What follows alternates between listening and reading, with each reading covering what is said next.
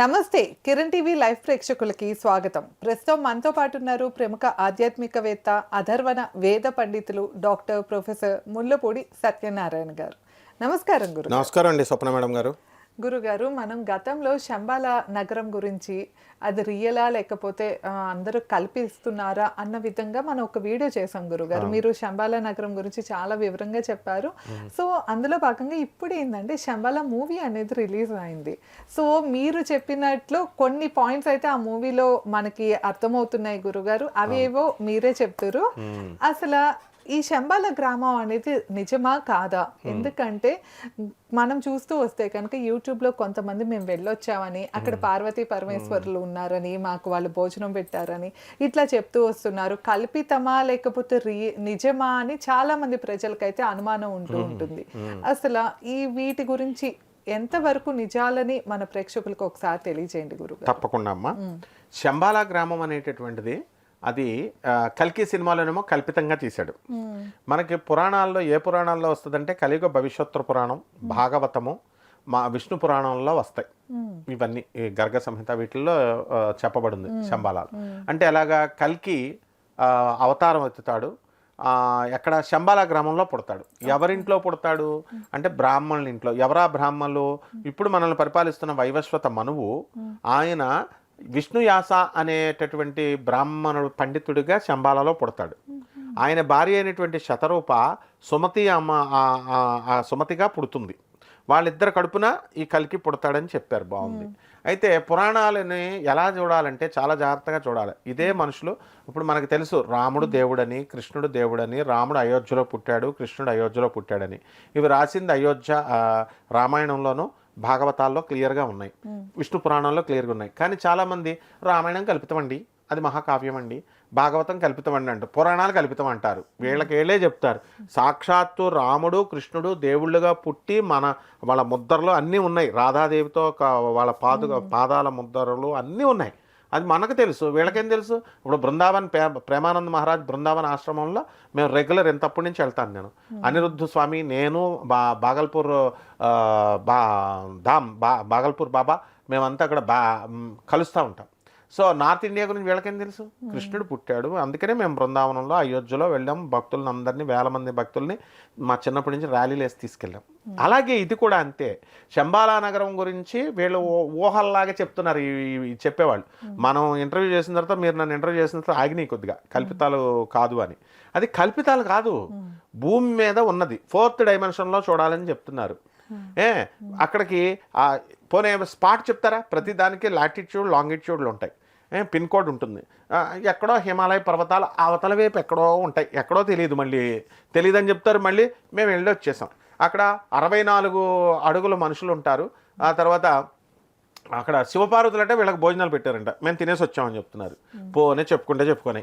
అయితే లాంగిట్యూడ్ లాటిట్యూడ్లు అన్నీ అవన్నీ కూడా ఎక్కడ ఉంది అని అంటే సైంటిఫిక్గా అసలు భూమి మీదే ఉంది అని చెబుతోంది కలియుగ భవిష్యోత్తర పురాణం. ఏమని చెప్పాడంటే విష్ణు భాగవతం, విష్ణు పురాణం అన్నీ ఏమని చెప్తోంది? ఈ శంబాల నగరము భూమి మొట్టమొదటగా తయారైన first landscape on the earth. భూమి మీద భూమి మీద ఫస్ట్ ఇప్పుడు ఒక మాల ఉందనుకోండి, మాలను మనం పూసలు గుచ్చుతున్నాం. ఫస్ట్ పూస గుచ్చేసాం, ఫస్ట్ పూస అంటాం. మిగతా పూసలు తర్వాత గుచ్చుతాం. అంటే భూమి తయారు చేసినప్పుడు మొట్టమొదట భూభాగం ఏదైతే ఉందో అదే శంబాల గ్రామం. తర్వాత కలియుగాంతం అయ్యేసరికి అదే మిగులుతుంది, మిగతాదంతా పోతాయి భూమి అంతా. అది క్లియర్గా geological survey of India certify చేసింది.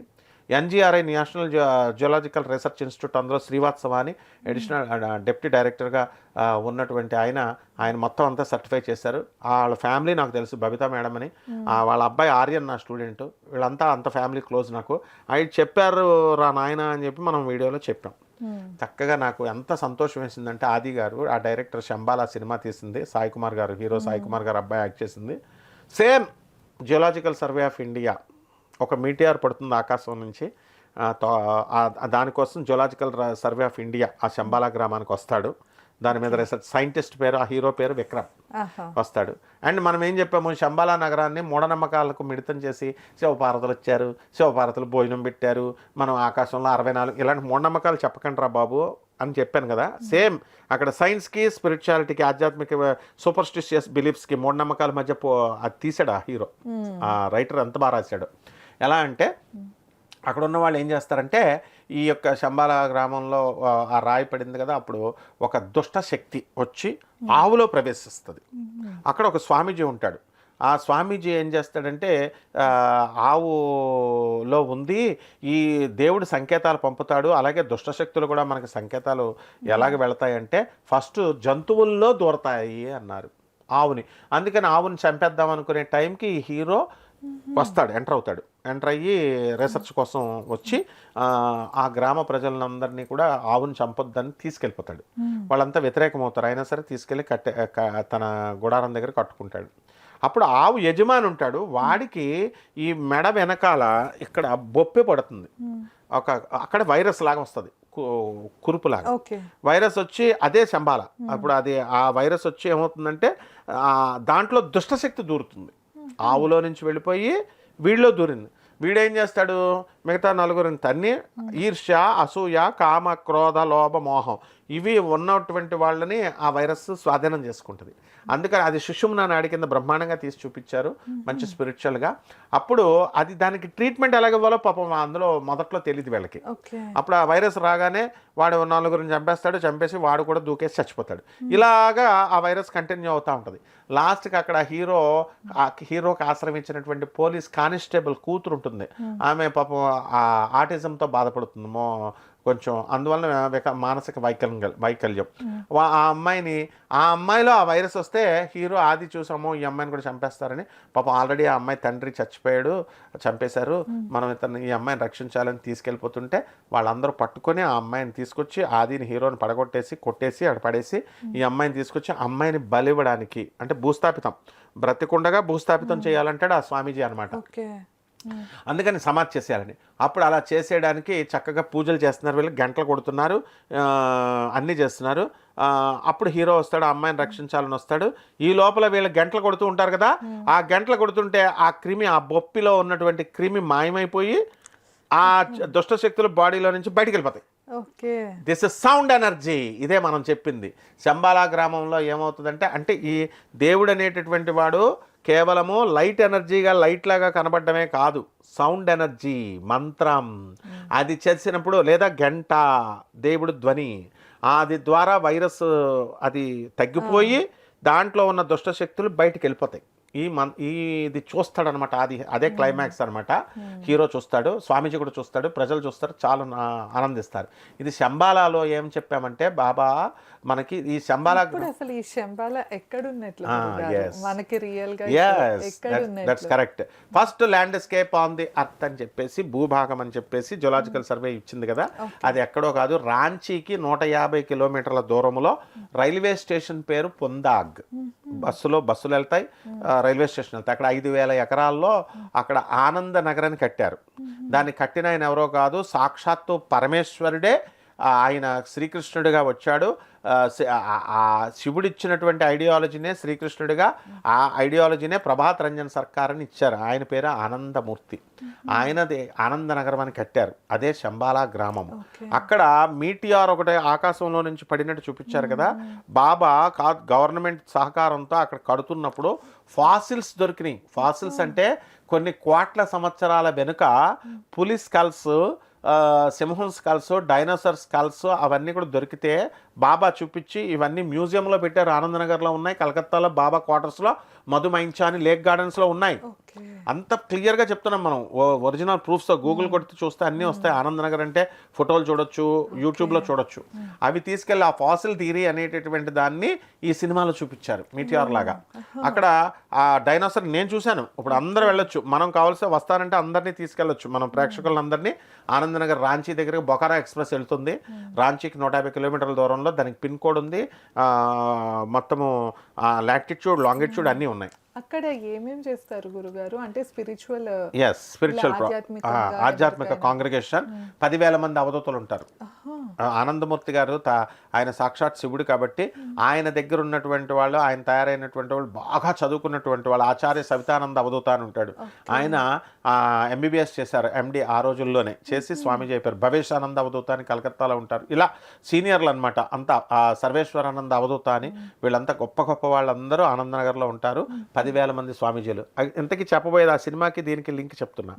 ఆనందమూర్తి గారు ఒక మంత్రం ఇచ్చారు. అక్కడ కలియుగాంతానికి ఏమైందంటే, కలియుగ భవిష్యత్తు పురాణంలో కూడా చెప్పబడింది, విష్ణు పురాణంలో కూడా చెప్పబడింది. ఇది కలియుగానికి ఇప్పుడు ఓం నమ శివాయ అని మంత్రం చేస్తాం కదా, అలాగే ఓం నమో భగవతే వాసుదేవాయ అని చేస్తాం కదా. ఆ మంత్రాలు జపించడం వల్ల శక్తులు వస్తాయి కదా. అలా కలియుగాంతానికి, కలియుగంలో ఇప్పుడు మనం జపించాల్సిన మంత్రం ఓం నమో వెంకటేశాయ. ఎందుకని, ఇప్పుడు మోడీ గారు, ఇప్పుడు ప్రజెంట్ ప్రైమ్ మినిస్టర్ ఎవరంటే మోడీ అని చెప్పాలి. అంతకుముందు పరిపాలించిన మన్మోహన్ సింగ్ చెప్పకూడదు. రేపు రాబోయే కాలంలో యోగి ఆదిత్య గారు వస్తారో, లేకపోతే చంద్రబాబు నాయుడు గారు వస్తారో, ఎవరు వస్తారో చెప్పలేము.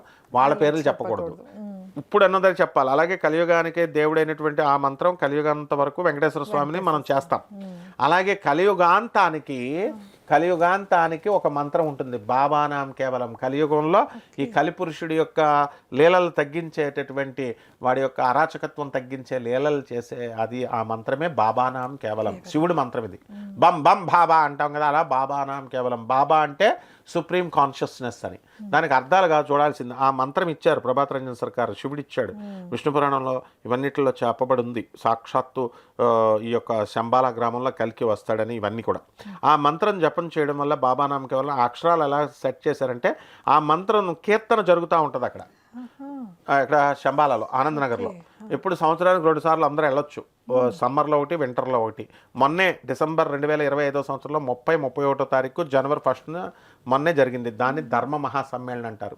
దాన్ని యూట్యూబ్లో చూడొచ్చు. ఆనంద మార్గ ధర్మ మహాసమ్మేళనం అంటే లక్షల మంది వస్తారు, కోట్ల మంది భక్తులు ఉన్నారు. ఆ నామ సంకీర్తనం వల్ల ఏమవుతుందంటే, అక్కడ బొప్పి అని మనం వీడియోలో ఏం చెప్పామంటే, శంబాలా గ్రామంలో మన మనుషులకు ఉన్నటువంటి నెగిటివ్ ఎనర్జీ ఏదైతే ఉందో, ఈవిల్ స్పిరిట్స్ ఏవైతే ఉన్నాయో మనలో, కామ క్రోధ లోభ మోహాలే కాకుండా దురదృష్టం అనేటటువంటిది, ఆ దురదృష్టమే నెగిటివ్ ఎనర్జీ. దాన్ని బాబానాం కేవలం అనేటటువంటి మంత్రంతో కీర్తించడం ద్వారా ఆ బొప్పి ఎలాగైతే మాయమైపోయిందో, గంట కొడితే సౌండ్ ఎనర్జీ, ఈ మంత్రం చెప్తుంటే సౌండ్ ఎనర్జీ బాబానాం కేవలం అని, ఆ బొప్పిలో ఉన్నటువంటి అది రోగం, క్రిమి వైరస్ బయటకు వెళ్ళిపోయి, ఈవిల్ స్పిరిట్స్ బయటకు వెళ్ళిపోయినాయో, దుష్ట శక్తులు బయటకు వెళ్ళిపోయినాయో, అదే విధంగా బాబానాం కేవలం చేయడం వల్ల మనలో ఉన్నటువంటి దురదృష్టం అనేటటువంటి ఈవిల్ స్పిరిట్, ఈ బ్యాడ్ లక్ అనేటటువంటిది, ఇది నెగిటివిటీ అనేటటువంటిది బయటకు వెళ్ళిపోద్ది. ఇది శంబాలా గ్రామంలో చెప్పారు. అదే క్లియర్గా డైరెక్టర్ ఆయన డైరెక్టర్ గారు చక్కగా రాశారు, డైరెక్టర్ గారు చూపించారు సినిమాలో. అంటే గతంలో కూడా మా గురువుగారు దత్తాత్రేయ శర్మ గారు, ఆయన బెజవాడ కనకదుర్గమ్మ దేవస్థానం ప్రధాన పూజారి గారు, సాక్షాత్తు శివుడికి అమ్మవారికి ఆయన చేతులతో చేసేవారు. అభం శుభం తెలియదు మా గురువుగారికి. మెహర్ రమేష్ గారు, అశ్విని దత్ గారు, మణిశర్మ గారు, వీళ్ళంతా కూడా జూనియర్ ఎన్టీఆర్తో శక్తి సినిమా తీశారు. వాళ్ళ ఆ సినిమా డిస్కషన్స్కి వచ్చినప్పుడు మా గురువుగారు చెప్పడం నేను స్వయంగా విన్నాను. ఎలా అంటే, అక్కడ ఆ సినిమాలో ఏం చేస్తారంటే, అష్టాదశ శక్తిపీఠాలు ఉన్నాయి కదా మనకి, దాని సమష్టి స్వరూపం విజయవాడ టెంపుల్ అని చెప్పాం. 18కి లింక్డ్ పీఠం. కామాఖ్య కూడా అష్టాదశ శక్తిపీఠాలు వస్తుంది, యోనిపీఠం అని ప్రచారం చేశారు కదా, ఉంది. అలాగే దుర్గాదేవి మాయాపీఠం. ఈ 18 పీఠాలకి ఇది సింబాలిక్ రిప్రజెంటేషన్గా లింక్డ్ పీఠంగానే బెజవాడ గుడిని పెడితే, ఎక్కడైనా బెజవాడ గుడిలో ఏదైనా డిస్టర్బెన్సెస్ అయ్యిందనుకోండి, ఈ శ్రీశైలంలో గుడి ఏదో ఒకటి అవుద్ది, లేదా కామాఖ్యలో గుడి ఏదో ఒకటి అవుద్ది, ఇక్కడ ఏదైనా కనెక్షన్ ఉంటే. అంటే వైర్ మెయిన్ ఇదనమాట, మెయిన్ కరెంట్ మెయిన్. ఇక్కడ ఏదైనా చేస్తే ఈ ఛానల్స్, మెయిన్ ఛానల్ ఇదనుకోండి, అక్కడ బ్రాంచెస్ ఇవి అక్కడ ఇదవుతాయి, అక్కడ డిస్టర్బెన్సెస్ వస్తాయని చెప్పేసి గురువుగారు ఎక్స్ప్లెయిన్ చేస్తే, అప్పుడు మెహర్ రమేష్ గారు ఏం చేశారంటే, డైరెక్టర్ గారు ఈ బెజవాడ కనకదుర్గం దేవస్థానం షూటింగ్కి ఎవరు కాబట్టి ఒక మోడల్ కింద ఒక బెజవాడ గుడిలాగా ఒకటి సెట్టింగ్ చేసి, మిగతా అన్నీ వేసి, ఆ ఈజిప్ట్ నుంచి వచ్చిన విలను బెజవాడ గుడిలో ఒక ఈ సెట్టింగ్ వేసిన దాంట్లో స్తంభాన్ని కొడితే అక్కడ ఒక శక్తిపీఠం ఇలా కదిలిపోతా ఉన్నట్టు చూపించారు. అంటే అప్పుడు కూడా అందుకే దాంతోనే వీడియో పార్ట్ 4 రిలీజ్లో మన గురువుగా మన మెహర్ రమేష్ గారు క్లియర్గా చెప్తారనమాట. ఏమని, నాకు మణిశర్మ గారు గురించి, అశ్విని దత్ గారి గురించి చెప్తూ, నాకు గురువు గారు ఉన్నారు సత్యనారాయణమూర్తి గారిని చక్కగా చెప్పారు. ఆయన కృతజ్ఞత చెప్తూ, ఏది మా గురువుగారు దత్తాత్రేయ శర్మ ఆయన చెప్తే మన పేరు చెప్పారు. కాబట్టి ఇక్కడ ఏంటంటే అమ్మ, కంటెంట్ అనేది ఎప్పుడైనా సరే మనం సత్యం చెప్తున్నప్పుడు యువ రచయితలు నేను చాలా మెచ్చుకున్నాను. ఎక్కడ కూడా ఆ శక్తి సినిమాలో కూడా అద్భుతంగా తీశారు మెహర్ రమేష్ గారు. అలాగే ఇక్కడ ఈ సినిమా డైరెక్టర్ గారు కూడా ఈ యొక్క శంబాల సైంటిఫిక్గా తీశారు. కాబట్టి శంబాల గ్రామం అనేది మైథలాజికల్గా స్టోరీ కాదు అని తెలుసుకోవాలి జనం. ఇది ఊహ కాదు, అందరూ అబద్ధ ప్రచారాలు చేశారు. ఎలాగా రామాయణం కల్పితమని. రామాయణం కల్పితం ఏంటి వీళ్ళ మొహం? రామాయణం ఒరిజినల్, కృష్ణుడు భాగవతం ఒరిజినల్, అలాగే శంబాల అనేది ఒరిజినల్ అనమాట. దానికి వీళ్ళకి జియోలాజికల్ సర్వే పార్ట్ చూపించారు. ఇంకా మనం చెప్పాము పురూలియాలో ఆర్మ్స్ డ్రాప్అవుట్ గురించి చెప్పాము, అది లింక్ పెట్టండి మనం చేసిన వీడియో. ఇది ఎవరైతే ప్రేక్షకులు ఈ వీడియో చూస్తున్నారో మన శంబాలాకి లింక్ మీరు పెడితే వాళ్ళకి చూసుకుంటే వాళ్ళకి అర్థమవుతుంది ఇంకా క్లియర్గా.